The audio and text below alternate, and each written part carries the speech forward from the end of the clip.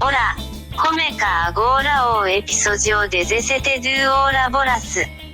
当エピソジオドゥ HAE バモスファラード EE スポーツ。トーカービンヘタ、フィーロ。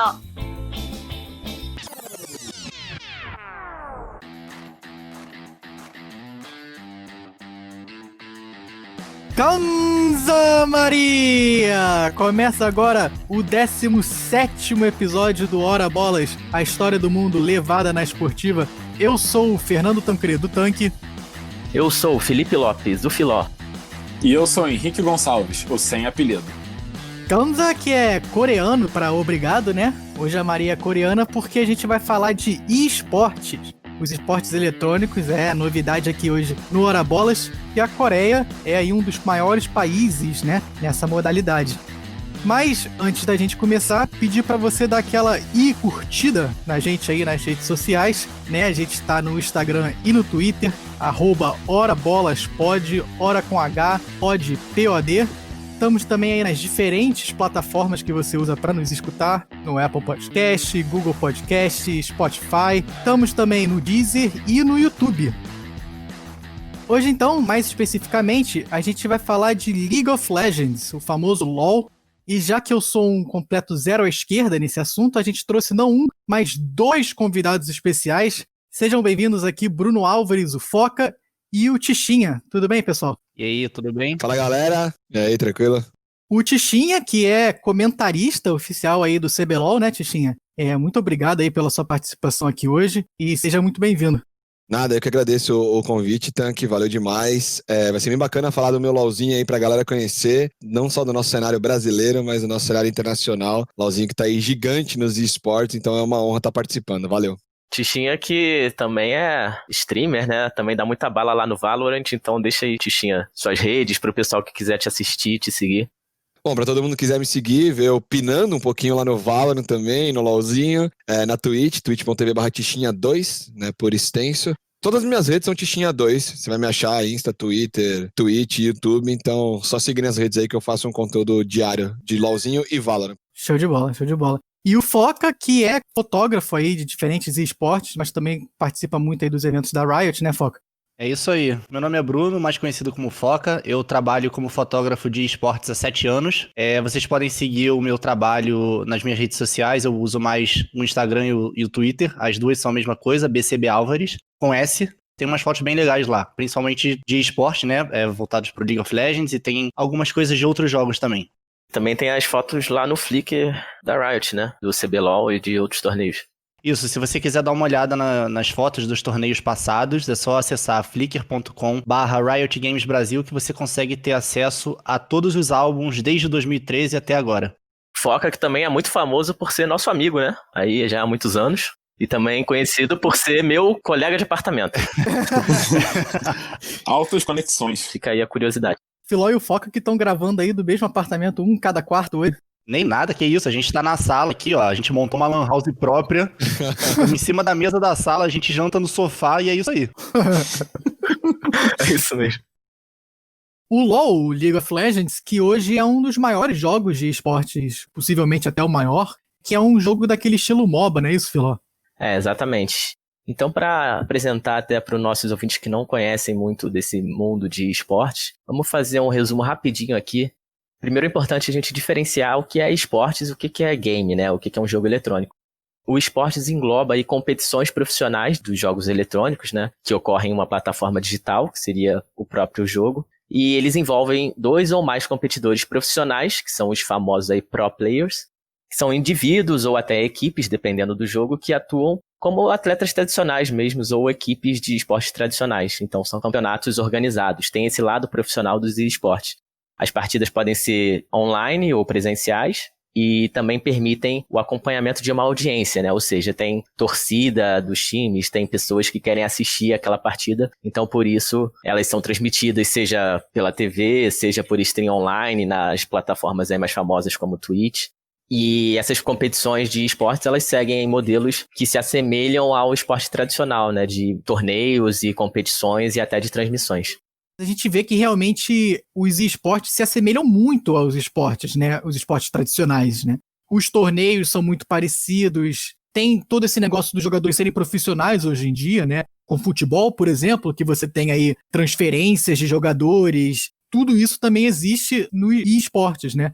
Exatamente. E falando mais especificamente do LoL, né, que é o nosso assunto aqui hoje, o LoL é um jogo no estilo MOBA, que seria aí Multiplayer Online Battle Arena, ou, em português, né, uma arena de batalha online, né, com vários jogadores.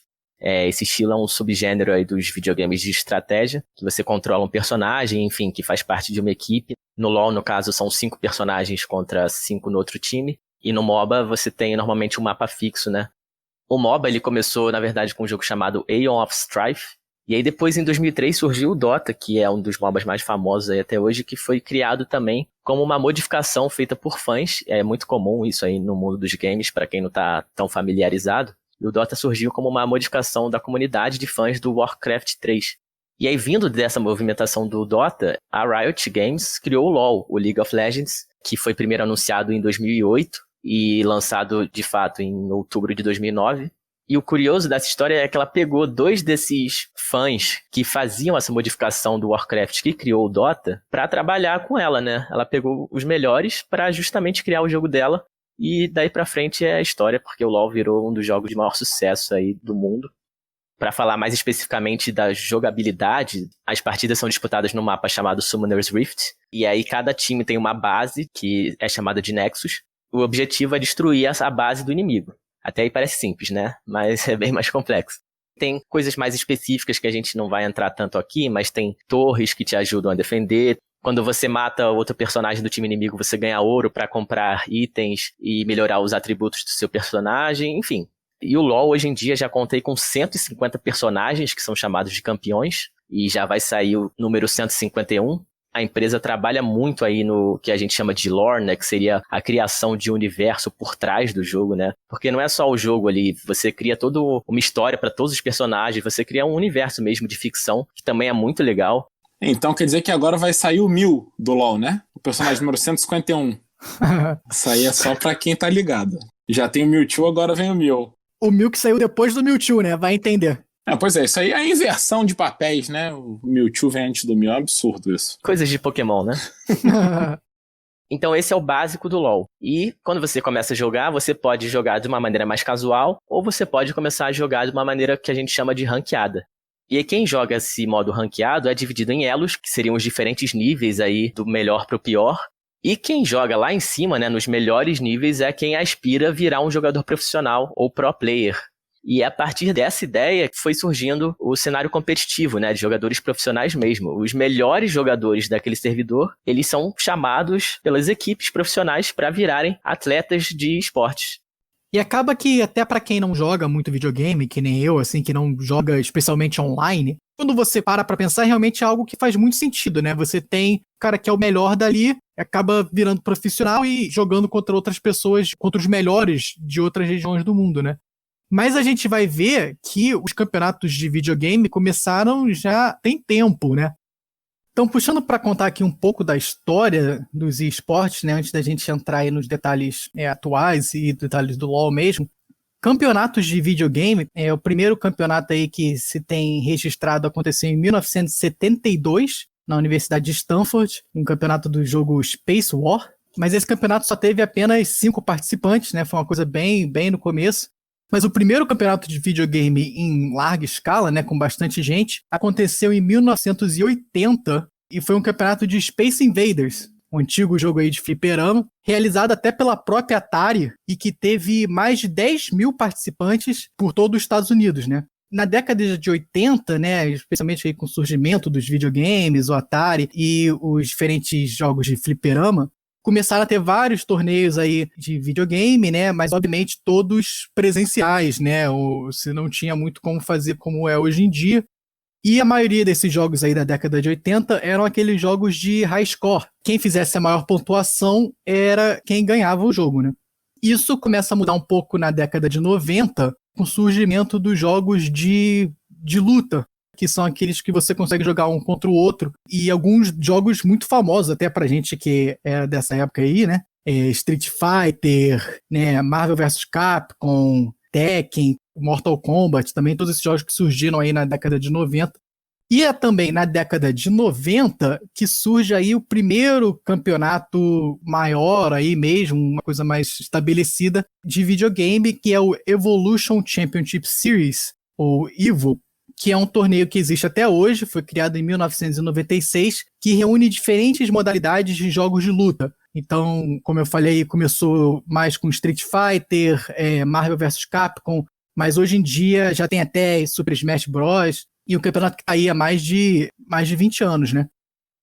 E chegando no final dos anos 90, é quando realmente a internet começa a surgir com mais força aí, e isso impulsiona bastante os jogos de Lan House, né? Que até muitos de nós jogavam também quando criança. Aquela época que a gente ia pra Lan House depois da aula e ficava jogando CS o dia inteiro e gritava faquinha quando alguém morria na faca. Faquinha clássica. No meu caso, se eu conseguisse matar alguém, eu já gritava, porque era raridade. Era mais difícil do que marcar gol jogando futebol, pra mim.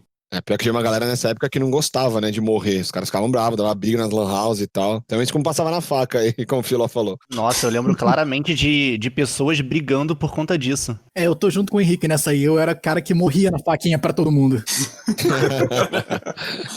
Mas como o pessoal já falou aí, um dos principais jogos dessa época é o Counter-Strike, o CS, né? Que realmente começou a ganhar popularidade aí no final da década de 90, começo dos anos 2000, e que até hoje é um jogo que tem um torneio mundial aí muito bem estabelecido. Mas outros jogos também surgiram com força aí no final dos anos 90, como Warcraft, né? Também muita gente jogava, entre outros, que você tinha essa possibilidade de jogar em Lan House e jogar online contra outras pessoas.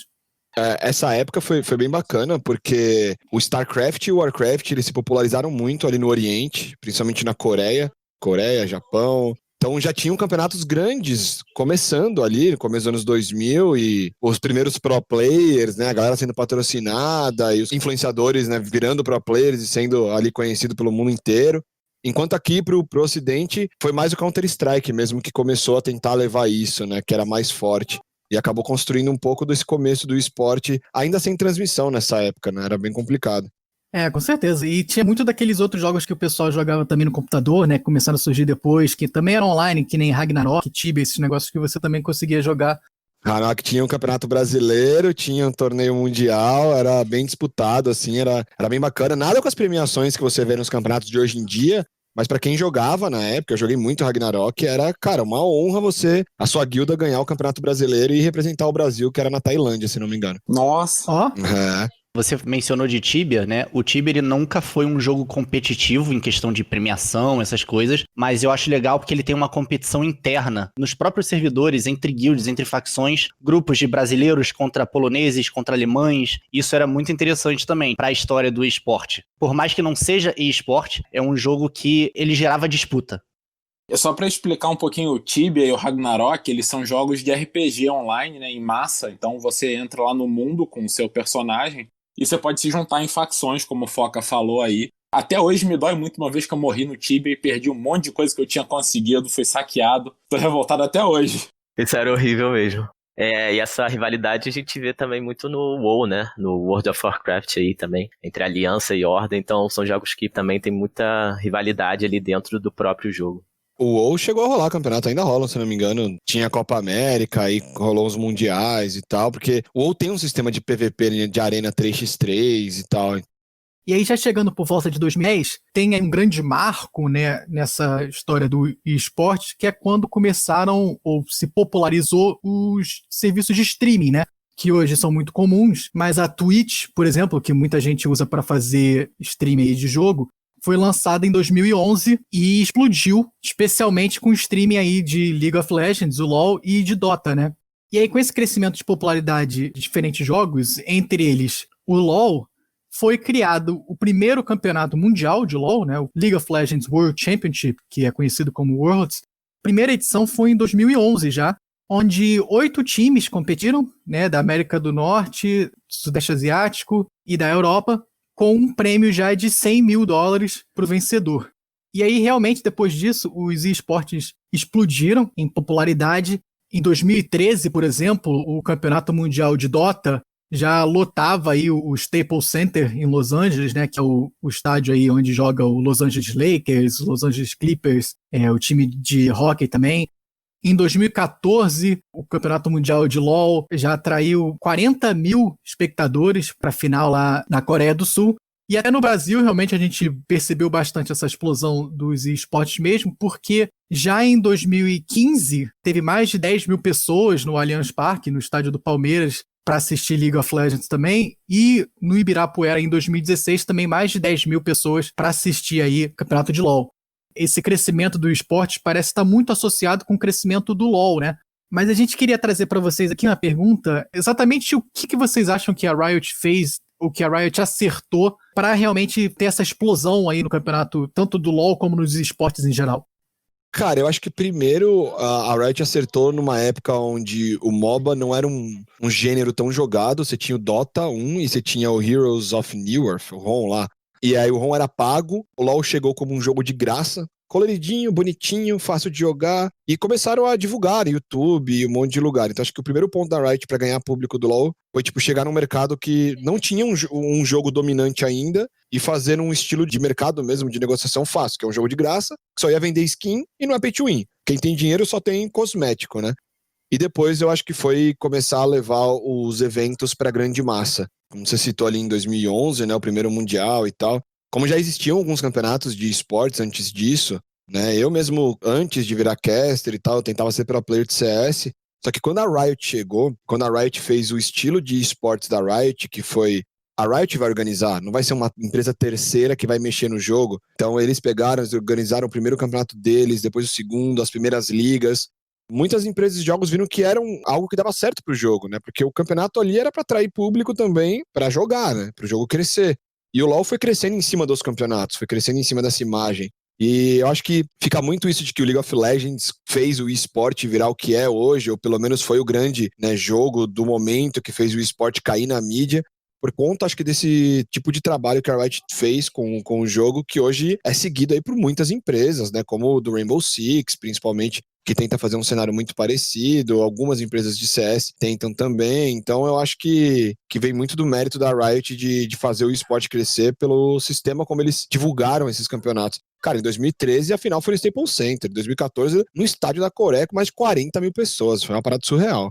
Até hoje as pessoas me param e falam, nossa, eu lembro daquele evento no LoL, lá no Allianz Parque, no estádio do Palmeiras, foi sensacional, tinha 12 mil pessoas. Aquilo passou no Globo Esporte, passou no Fantástico, em tudo quanto é lugar. Eu acho que a Riot também escolheu certo onde divulgar o LoL pra cair nas grandes mídias e aí começar todo mundo a conhecer e querer jogar o jogo. Antigamente, né, 5, 8, 10 anos atrás, o que dominava não era o computador, eram os videogames, os consoles, PS3, Xbox, essas coisas. Jogo de computador não tinham tantos, assim, famosos, né? Os que tinham desses competitivos, o CS era o que mais chamava atenção. E StarCraft também. Isso, StarCraft também. E de resto não tinha nada que chamasse tanta atenção assim. Então, eu acho que tá aí mais um negócio que a Riot acertou. Eles conseguiram criar um jogo que se tornou popular em um momento onde não tinha muita coisa em volta. Porque se você pegar o cenário dos jogos hoje em dia, cara, cada semana lança um jogo diferente. Tanto pra PS4, quanto pra Xbox, quanto pra computador. Então, assim, a hype dos jogos, eles geralmente morrem, sei lá, em um mês. Porque tem muita coisa lançando. Essa semana eu tô jogando um jogo, semana que vem eu tô jogando outro. Então, assim, já esqueci o jogo da semana passada, porque eu não sei como seria hoje em dia. Confesso que, assim, por mais que a Riot investisse e tal, não sei se seria exatamente como foi no passado. Com certeza. E sem contar que o que você falou do fato do LoL ser de graça, porque se você joga FIFA, por exemplo, você joga FIFA 18. Quando lançou o 19, se você continuar no 18, você não joga mais o competitivo. Então, enquanto o LoL, obviamente você tem que ter um computador que aguente. Eu jogava LoL no meu laptop e era um sofrimento imenso. Um laptop que não foi feito pra isso. Tem um documentário, não sei se vocês já viram, um documentário do League of Legends na Netflix, bem bacana, que conta um pouco da história, né, do League of Legends, de como ele começou. E tem uma entrevista com os CEOs, com o pessoal falando que eles iam lançar. Eles eram uma empresa pequena, né? Quando lançou, não tinha nada, não tinha nenhum outro jogo. Começou numa garagem. Começou numa garagenzinha. E aí os caras fazendo ali o brainstorming falando, não, o jogo vai ser de graça. E eles mesmos falando que na época era uma loucura. Você tinha que ser doido pra, colocar um jogo de graça, porque você não ia ter retorno, né? A ideia era vender o jogo, como você falou, vender o FIFA 10, o FIFA 11, o FIFA 12 e assim vai. Então, tiveram uma coragem na época pra investir, pra tentar mudar um pouco do mercado. E hoje, pra mim, quando eu vejo um jogo novo de computador que quer ser eSport, lançando pago, eu já fico tipo, mano, esse jogo tá falido.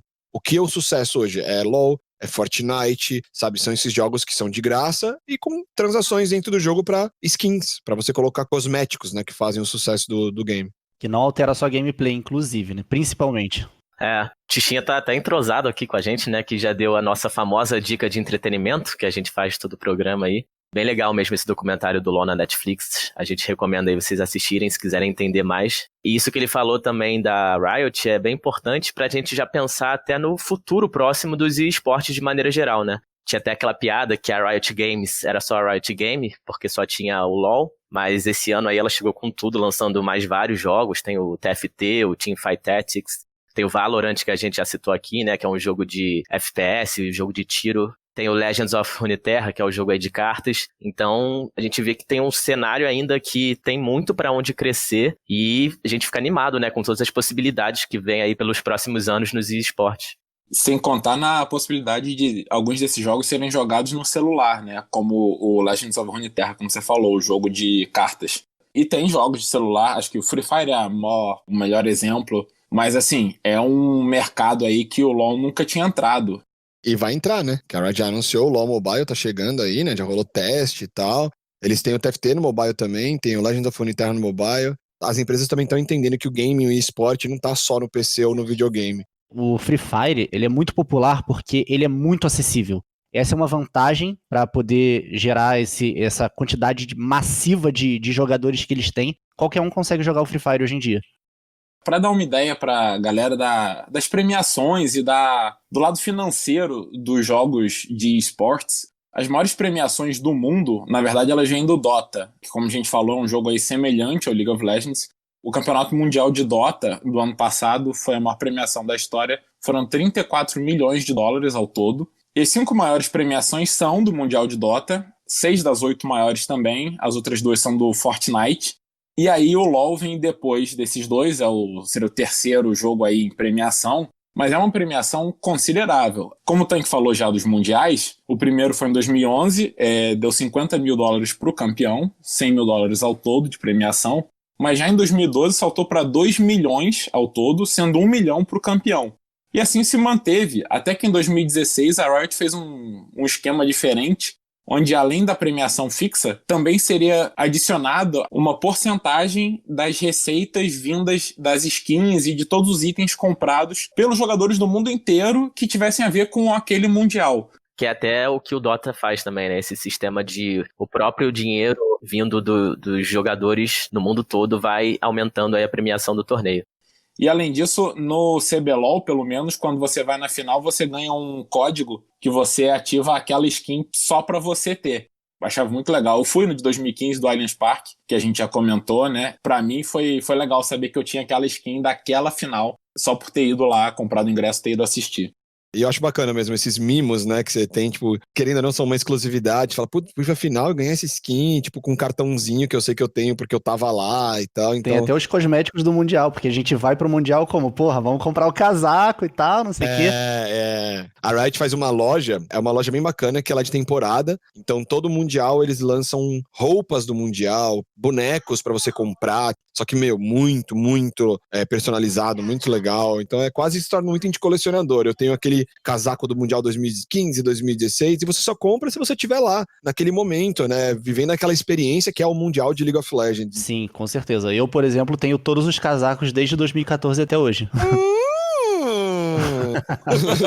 Nossa! Desculpa! É a coleção do Foca. Coleção Arabolas. Hoje esse episódio vai ser só a coleção de casacos do Foca. Eu fui com meu irmão em 2017 assistir a LCS nos Estados Unidos. E é uma experiência também incrível. Uhum. A gente foi com a bandeira do Brasil. Então o Ole tava lá, que foi um coreano que passou pelo Brasil. E assim que ele viu a bandeira do Brasil chegando, ele mandou um obrigado e alguns xingamentos que eu não posso falar aqui no ar. E já que a gente está falando dos Estados Unidos, só para dar uma ideia dos valores e de quão grande o LoL já ficou, em 2018 o campeonato americano ele se tornou franquia. O modo franquia, assim como a gente já falou em episódios anteriores sobre a NFL, a MLB, os esportes americanos, agora a Riot cede 10 vagas a 10 times. Para você entrar no modo franquia, você tinha que pagar 10 milhões de dólares se você já fosse um time participante. 13 milhões se você fosse um novo time, um time que tá entrando que nunca existiu no LoL. E, para dar uma ideia, esse valor parece muito. Porém, esse ano, 3 times dessa lista original de franquias foram vendidos. O maior deles foi vendido por 33 milhões de dólares. Então, você imagina que o investidor que investiu 10 milhões em 2018 vendeu esse time agora por 33 milhões, mais do que o triplo. O crescimento é bem nítido. Um outro exemplo é que o salário médio de um jogador nos Estados Unidos ele era de 100 mil dólares por ano em 2017 e agora já está em 400 mil dólares por ano em 2020, com alguns recebendo mais de 1 milhão. Então, está realmente se aproximando nas cifras dos esportes tradicionais que a gente conhece. E a Forbes, a revista famosa de negócios do mundo, ela agora divulga uma lista das franquias de esportes mais valiosas do mundo, assim como tem dos times mais valiosos. E das 13 organizações acima de 100 milhões de dólares, 9 delas têm times de LoL, sendo que as 3 maiores são as 3 organizações americanas principais, a Cloud9, a TSM e a Liquid. A Cloud9 e a TSM valem 400 milhões de dólares atualmente, e a Liquid 320 milhões, valores bem altos. Quando começou esse murmurinho de virar, né, uma franquia, etc., tinha até vazado que no começo o salário mínimo de um pro player que estivesse na franquia teria que ser 6 mil dólares mensal, né? E aí as coisas até 2020 evoluíram muito, né? Os salários hoje lá, o investimento que você tem nos Estados Unidos das marcas é absurdo. Eu acho que uma grande diferença do esporte pro futebol, por exemplo, o futebol ele já tá muito destacado. As coisas são muito caras no futebol. E aí você vem no esporte, onde você pode pagar menos dinheiro, que ainda assim é uma boa grana, e você tem entregas às vezes até melhores. Você tem impacto com o cliente, com quem tá assistindo, até melhor. Eu acho que isso acabou atraindo muitos olhos da galera do esporte tradicional para o nosso esporte. Sem dúvida nenhuma. E só para falar aí dos patrocínios, como o Tichinha falou, realmente tem muitas empresas grandes, mundiais, investindo já. Por exemplo, a LPL, que é a liga chinesa de LoL, ela tem patrocínio da Nike, da Mercedes, do Doritos, da L'Oréal, do KFC. Então são marcas mundiais das coisas mais variadas, né? Tênis, carro, biscoito, frango frito. Frango frito sendo o principal desse aí. Lógico, obviamente. Aqui no Brasil, a PEN é patrocinada pela BMW, pela Coca-Cola, né? Você tem a NTZ patrocinada pela Lupo. É o que você falou, são marcas globais, né? Mastercard patrocina o CBLOL, Red Bull, então... A Monster patrocina a INTZ. A Vivo Cade, né? A Cade em parceria com a Vivo aí. E o legal justamente de várias dessas marcas que vocês falaram aí é que elas são realmente não endêmicas do mercado, né? Ou seja, não são aquelas marcas, por exemplo, de equipamentos eletrônicos ou marcas de provedor de internet. São marcas de outro segmento totalmente e isso mostra, né, como elas também estão ganhando bastante aí com os esportes. Traz mais credibilidade, né, pra todo mundo que tá assistindo, principalmente pra atingir a massa ainda, pra atingir o meu pai, meu avô, né, que estão acostumados com o esporte tradicional. Essas marcas são muito importantes para o nosso cenário e pra elas tá dando retorno. E acho que um outro grande exemplo aí do crescimento dos esportes é a profissionalização, não só de jogadores, mas de todo mundo em volta, né? Obviamente tem aqui o Tichinha como comentarista, o Foca como fotógrafo, tem social media, tem psicólogo, fisioterapeuta, tudo atualmente focado nos esportes. Além também dos criadores de conteúdo de maneira geral, né? Streamer, pessoal que faz vídeo, que faz conteúdo sobre aqueles jogos e também acaba ficando famoso e virando aí influencer ou influenciador digital. Fora isso, tem jornalista, né? Agora tem sites especializados. Então, se criou um ecossistema no esporte de esporte tradicional, né? Você tem tudo que um esporte tradicional tem, hoje você tem no esporte. Acho que não falta nada mais. E aí, para dar uma explicação melhor de como funciona o LoL competitivo no mundo, a Riot dividiu o mundo em 13 regiões, basicamente. Cada uma tem uma liga própria. Os servidores são as centrais onde hospedam a partida, então a partida é jogada no servidor e o seu computador entra em conversa, digamos, com o servidor, enviando dados de lá para cá, e assim você vai jogando. E o servidor, quanto mais perto fisicamente você está dele, melhor a comunicação. Então, por isso, dividir o mundo em vários servidores e várias regiões. Então, tem a América do Norte, a Europa, a Coreia do Sul e a China, que são as 4 maiores regiões do mundo, tradicionalmente, no setor competitivo. E aí depois tem Taiwan, Hong Kong e Macau, tem o Vietnã, tem a Rússia e as ex-repúblicas soviéticas, a Turquia, o Brasil, a América Latina, que agora foi dividida em Norte e Sul, o Japão, a Oceania e o Sudeste Asiático.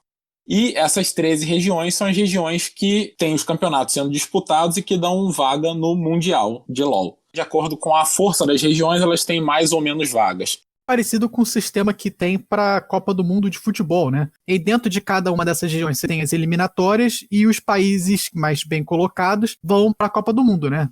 Pra mim fica mais parecido com o sistema da Libertadores. Tem alguns times, por exemplo, o Brasil tem mais vagas, leva tantos times, aí tem alguns times que ainda vão pra uma pré-Libertadores, o Mundial ainda tem isso. Pré-Mundial ali, né, que rola, que é uma fase de entrada. Todo servidor tem sua chance, pelo menos uma vaga todo servidor leva. Os melhores levam mais, né? Sim, eu acredito que para os próprios jogadores, por mais que seja só fase de entrada, eles realmente já consideram estar no Mundial, né? Porque, primeiro, que você já tá jogando internacionalmente, mesmo que sejam com regiões mais fracas. Segundo, que você já tá vivenciando essa euforia do Mundial, né? Porque é um negócio completamente diferente você assistir da TV e você tá lá, né? Como a gente já foi pro Mundial algumas vezes, é uma experiência à parte. A gente já falou muito de League of Legends no mundo inteiro aqui no nosso episódio, mas só para explicar um pouco do Brasil e do CBLOL, que é o Campeonato Brasileiro de League of Legends, ele começou em 2012, que foi quando a Riot inaugurou o servidor brasileiro. Como eu falei dos servidores no mundo inteiro, já existia uma comunidade de jogadores no Brasil, mas não tinha um servidor próprio até 2012. E aí, logo depois, a Riot anunciou o primeiro campeonato brasileiro, uma premiação bem inovadora na época. Foram $80 mil ao todo, o vencedor levando $25 mil. E a final aí, com 8 equipes, foi na Brasil Game Show, um evento de videogames, né, de jogos eletrônicos, realizado em São Paulo. Mas foi a partida para a evolução do CBLOL que a gente viu até hoje, e uma evolução que até começou bem rápida. E em 2014 foi quando a Riot começou a estabelecer o formato como a gente vê hoje. 2015 acho que foi como começou com 2 splits, como a gente chama, o primeiro split, segundo split. Uhum. E aí rebaixamento, né, entre cada split. E assim foi indo de 2015 para cá, basicamente, com mudanças no formato de disputa um pouco, como é rebaixamento, como é promoção, as séries de jogos entre os times, mas o formato ele se estabilizou bem rápido. E o campeão sempre dando vaga, seja para o Mundial no final do ano ou para o que a gente chama de Mid-Season Invitational. Seria um mini Mundial no meio do ano, com os vencedores do primeiro split. E o MSI, que inclusive em 2017 foi disputado no Brasil. Foi a primeira vez que a gente recebeu um torneio mundial de League of Legends. E foi um sucesso estrondoso também. E acho que até serviu muito para o Brasil se sentir bem incluído nesse cenário mundial. O Brasil sempre teve uma produção muito boa, os eventos, desde que começou em 2015 nesse formato. E acho que um dos motivos do MSI vir para cá é que, mesmo o Brasil não indo tão bem internacionalmente, apesar de que em 2015 e 2016 a gente até foi bem internacionalmente, mas nós sempre tivemos público. O Brasil gosta de LoL, o brasileiro joga LoL, assiste. Nossos números de transmissões quebram recordes e batem nos números de transmissões das maiores ligas. Então, acho que esse foi um dos motivos de trazer para cá, né? Todo mundo é meio que apaixonado pelo LoL aqui. E não só isso, porque o CBLOL ele é uma referência em todas as ligas em questão de produção. Os nossos shows de abertura, eles são visualizados no mundo inteiro e, assim, todas as regiões aplaudem o Brasil de pé. Foi um outro motivo para eles terem trazido um evento internacional para o Brasil, porque eles queriam também testar a nossa capacidade, né, para um evento internacional. Aí a gente pode dizer que funcionou bastante, né? Eu mesmo, em 2017, não jogava LoL. A gente foi com outros amigos na final do MSI, convite até do Foca aqui. E passei a jogar logo depois, assim, né? E hoje em dia jogo também. Então, a gente vê que realmente aumenta bastante o público desse jogo quando você tem um evento presencial aqui no nosso país. E só para explicar para o pessoal, a diferença do MSI para o Mundial é bem clara, é que o Mundial vão vários times, né? E o MSI, que eu gosto muito do formato, porque é só o campeão de cada região. É um torneio feito só por campeões mesmo, e aquele mata-mata geral, e todo mundo se eliminando, então tem muito jogo bom, porque são os melhores times realmente de cada região. Se eu tô entendendo direito, o MSI é a Copa dos Campeões de Copa, é a Cocopa do LoL, é isso? Era isso que eu ia falar. Quem ouviu nossos últimos episódios sabe que quando vai só os campeões é a famosa Cocopa, então... Fica a sugestão pra Riot aí pra mudar o nome. E agora falando mais do futuro do CBLOL, como o Henrique bem disse aí, a partir do ano que vem a gente vai ter o sistema de franquias, né? Os times passarão a ser franquias, que a gente explicou já bastante no nosso 7º episódio. E esse sistema começou em 2007 no CS, migrou pro LoL em 2017, começou na LPL, que é a Liga Chinesa, e depois se estendeu aí para a LCS, a Liga Americana, e a LEC, a Liga Europeia. É um sistema já bem estabelecido, está presente em outros jogos como Call of Duty e Overwatch. E de principais atrativos, a gente pode citar aqui a estabilidade dos times, né? Porque como a gente explicou, não tem rebaixamento. Isso permite que os times façam investimentos aí a longo prazo, né? Não só investimento para aquele ano. E também permite o compartilhamento da receita do campeonato entre as equipes e piso salarial para os jogadores. Por causa disso, a Riot está estabelecendo esse sistema no Brasil, aqui no CBLOL para o ano que vem, baseado aí nessa experiência que ela teve nas outras ligas. E então a gente vai ter de 8 a 10 times a partir de 2021. Esse anúncio dos times escolhidos vai acontecer aí no final de outubro. Para entrar, as equipes têm que desembolsar aí 4 milhões de reais. E já temos aí, né, equipes estabelecidas no cenário brasileiro, como PEN, NTZ, Kabum, Red Kennedy, que muito possivelmente estarão presentes de volta. E outras equipes também de outros esportes, como a Loud, famosa aí pelo Free Fire, que a gente já citou aqui também, que tem mais de 18 milhões de seguidores nas suas redes sociais, tem números realmente impressionantes no mercado, aparece talvez como uma favorita aí de fora. Então a gente queria aqui aproveitar a presença do nosso especialista, né, perguntar para o Tichinha o que ele acha que isso vai mudar no futuro para o CBLOL e também falar um pouquinho dessa visão das equipes, o que isso pode ser atrativo para todo o mercado dos esportes eletrônicos aqui no Brasil. Sobre a franquia, o CBLOL e a LCK, né, que é a Liga da Coreia, a gente tá sendo as últimas ligas do mundo a virar franquia. Todas as outras ligas do LoL já tudo viraram, né? Então é um sistema que a Riot adotou para todo mundo mesmo, é o futuro do LoL nessas ligas. Eu acho que muito que você comentou, você traz uma estabilidade para os times poderem investir a longo prazo. Porque só explicando, né? O LoL, como são 2 etapas por ano, são 3 meses, é uma etapa, aí você tem o MSI. Aí depois 3 meses, outra etapa e o Mundial. É um tiro muito curto, né? Então o pessoal investia meio que tudo ali naqueles 3 meses e se não desse certo, podia até cair pra segunda divisão, né? Era ruim pro time, porque o cara fazia um investimento grande, 3 meses perdia, e aí acabava o investimento do cara, e era ruim pros jogadores também, né? Porque não consegue dar trabalho, o cara tinha que mostrar resultado em 3 meses ali, ou acabou, né? Ele seria quicado, ou trocado, ou como você falou, cair pra segunda divisão. Então, acho que dá essa estabilidade.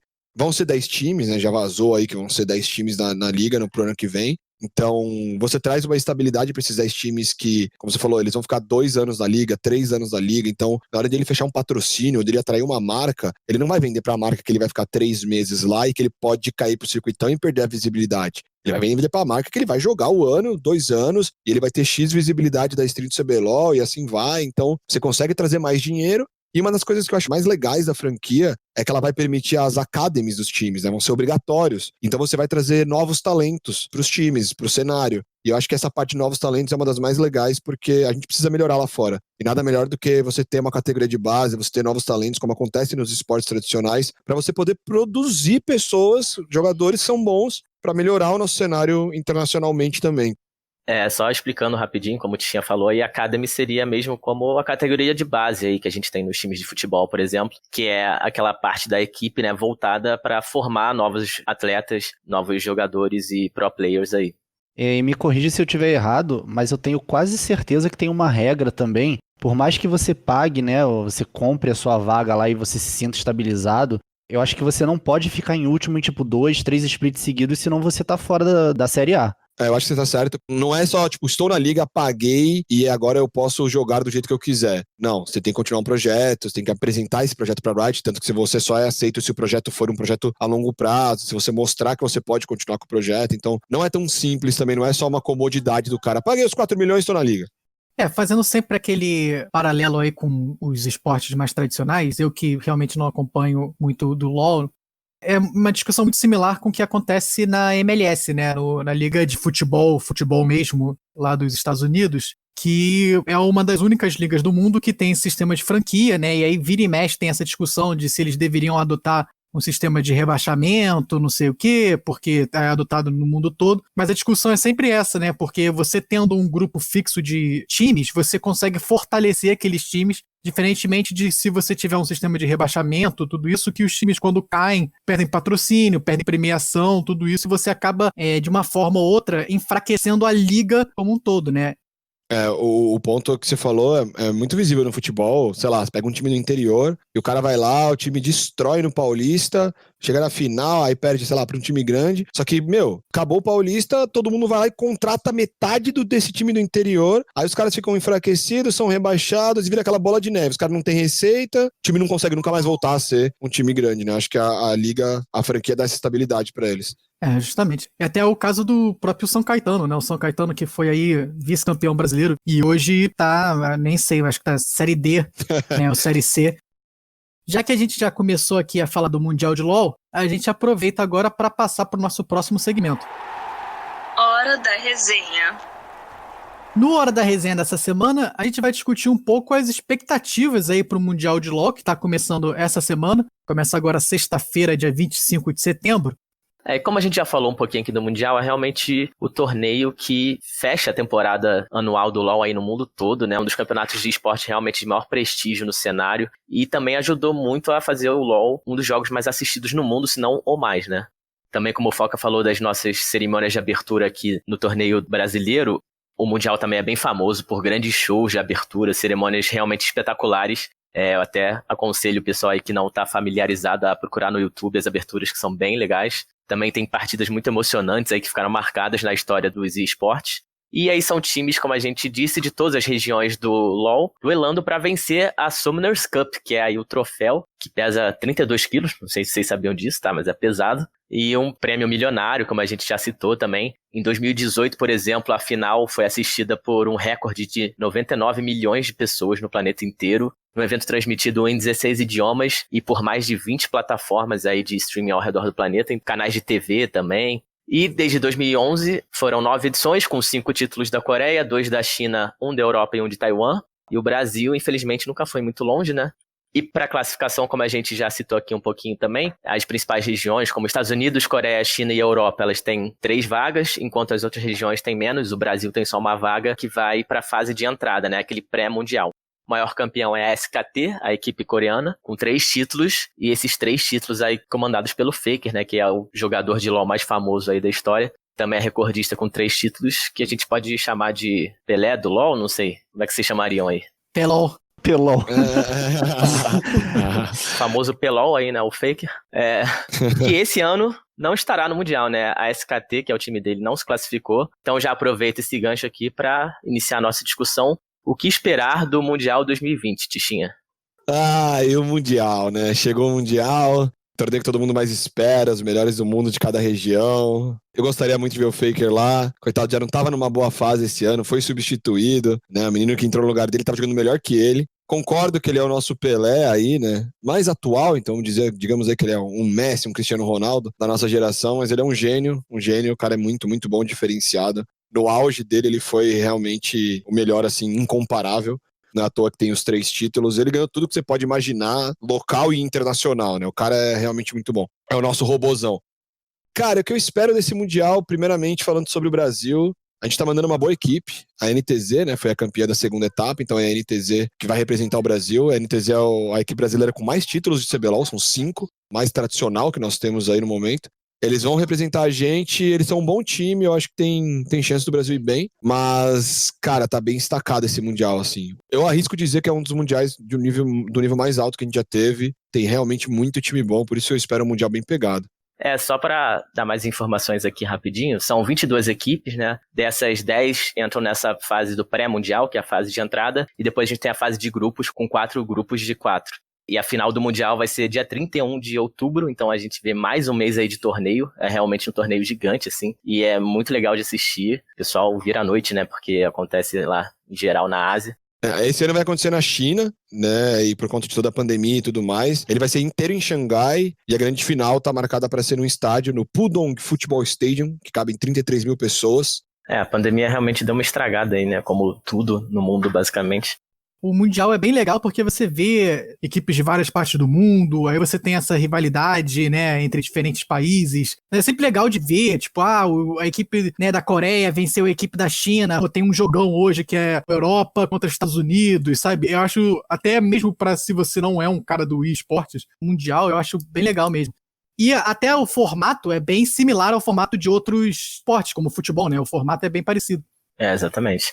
E até como o Tanque bem falou aí, um dos assuntos desse Mundial de 2020 é realmente se a Europa consegue aí desbancar, né, a China ou a Coreia, que também estão nesse duelo aí. A China ganhou os 2 últimos títulos e a Coreia tinha 5 títulos seguidos antes disso. Então, será que finalmente chegou a vez da Europa ou dos Estados Unidos?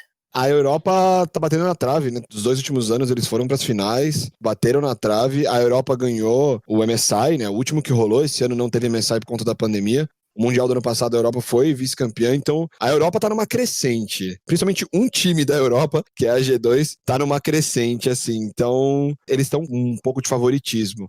E é legal do Mundial também que tem as rivalidades, né? Tem as brincadeiras da Europa contra a América do Norte, quem é melhor, né? A China contra a Coreia tem uma rivalidade dentro de jogo muito legal. Fora as diferenças, como o Tanque citou, a diferença que você tem não só de assistir essas regiões, mas a diferença de gameplay. Na China se joga um LoL diferente do que joga na Coreia, que se joga no Brasil. E aí você vai ver o embate desses jogos, né? Tipo, um gameplay de um time contra o do outro. Você vê claramente as diferenças de velocidade de jogo. É surreal, é muito divertido de assistir. Não, bem lembrado dessa diferença nos estilos de jogo. Fica bem claro, às vezes, quando você vê um time implementando seu estilo melhor que o outro. Por exemplo, a SKT, por muito tempo, ela dominava o jogo sem você perceber, né? A SKT que a gente falou que é a equipe do Faker, que não vai esse ano, mas que é a maior vencedora. Eu lembro de uma época em que na China você tinha muitas mortes de todo lado, né? Era luta o tempo todo. Então, também era um estilo bem mais agressivo do que outras regiões. Como o Tichinha falou, a Europa está numa crescente, chegou nas 2 últimas finais com a Fnatic e a G2, e ganhou a primeira final, o primeiro Mundial foi vencido pela Fnatic, lá em 2011 ainda, mas os Estados Unidos nunca chegaram na final, e é algo que eles sentem muito, e inclusive em alguns anos os times sofrem para passar da primeira fase, a fase de grupos, né? Sofrem para chegar nas quartas de final. Essas mortes que o Henrique falou aí são mortes dos personagens do jogo, tá? Porque no último episódio aqui a gente falou de rivalidades e mortes entre torcedores fora de campo, mas essas mortes são dos personagens dentro do jogo. Ainda não chegou nesse nível, né? Ainda não chegou nesse nível. Espero que não chegue. Espero que não chegue. Uma outra coisa legal, né, pra galera que tá de fora vendo, as finais do LoL, não importa quem faz uma jogada. Se for uma jogada bonita, todo mundo grita. O eSport, principalmente o LoL, tem uma parada que une muito a galera na torcida ali pra ver um jogo bonito, sabe? E sair dali depois pra dar uma risada e comprar um casaco do Mundial. Obviamente que tem um pouquinho de favoritismo, mas, assim, num geral, as torcidas realmente são muito unidas. É um negócio bem legal de se ver. Mas, assim, no Brasil, por exemplo, quando o Flamengo tava na final no Rio de Janeiro, aí era outro nível. Aí era dominância total. O Flamengo sempre trabalhando, né? Que isso. Inovando, primeiro time grande de futebol a ter um time grande no LoL também, tá? Deixei isso bem claro aqui para as pessoas que são haters. É que o Flamengo foi o primeiro mesmo, porque o Corinthians já teve, né? Mas não é considerado time grande, então tudo bem. Não, brincadeira. Justamente. O Corinthians teve, mas era uma parceria com outro time, né? O Flamengo foi o primeiro a ter realmente o time Flamengo no esporte. No LoL, né, no caso. E a gente não falou, mas o Santos e o Cruzeiro, eles também aplicaram para o modo franquia do CBLOL, que a gente falou em 2021, né? A imprensa já dá como oficial essa aplicação, ou seja, eles estão interessados, e aí a Riot vai escolher os 10 times, mas você poderia ter Flamengo, Santos e Cruzeiro disputando o LoL em 2021. E rolou um boato também que até o Palmeiras ia também aplicar e tal. Eu fiquei meio triste, né? Porque aí sim que a gente não ia conseguir nenhum Mundial no LoL. Mas fora isso, acho que são bons times aí aplicando. E é bacana ver que a galera do esporte tradicional tá querendo investir no LoL, né? E a gente pode até ter, inclusive, o Cruzeiro de volta à primeira divisão em 2021 no LoL, né? Talvez seja a única primeira divisão que eles disputem no ano. Caramba! Tá sobrando pra todo mundo aqui nesse episódio, hein? Puxando pra falar desse negócio, eu ia até perguntar aqui pra vocês aí, pro Foca e pro Tichinha, se vocês gostam dessa ideia dos times tradicionais aí de futebol se envolvendo no esporte. Eu sei que isso acontece em diferentes esportes em outras partes do mundo, né? Mas aqui no Brasil é algo até relativamente novo, mas acaba trazendo um público diferente que não sei até que ponto ajuda ou atrapalha o esporte em si, né?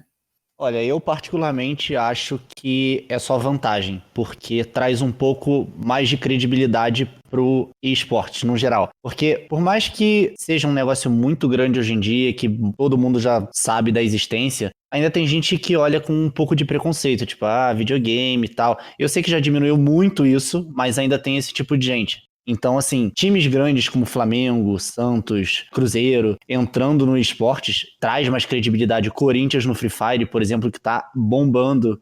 Óbvio que pode ter esses negócios de, sei lá, o Flamengo levar a torcida organizada, porque eu acho que tinha isso na final no Rio. Teve. Tem a Urubarons, que é a torcida Urubarons, de LoL. isso. Então, assim, por mais que os times eles tragam esse negócio de torcidas organizadas e tal, eu não vejo, pelo menos por enquanto, como um problemão. Assim, ele é competitivo? É, mas ele não chega ao nível do futebol onde, mano, acabou a partida, vamos marcar uma porradaria fora do estádio. Provavelmente não vai ter, e eu espero que não tenha.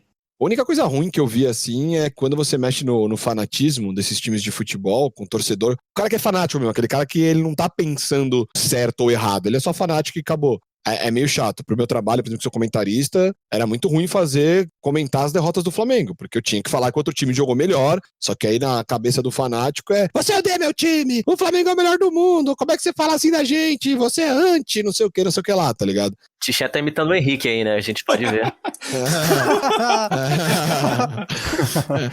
Essas coisas eram meio chatas, mas a gente acostuma com o tempo. E eu tô com foco nessa. É ganha-ganha pros dois lados, é importante pro esporte. Traz as marcas, traz o olho da mídia, o olho da grande massa mesmo. Então eu acho que seria bem importante pra gente.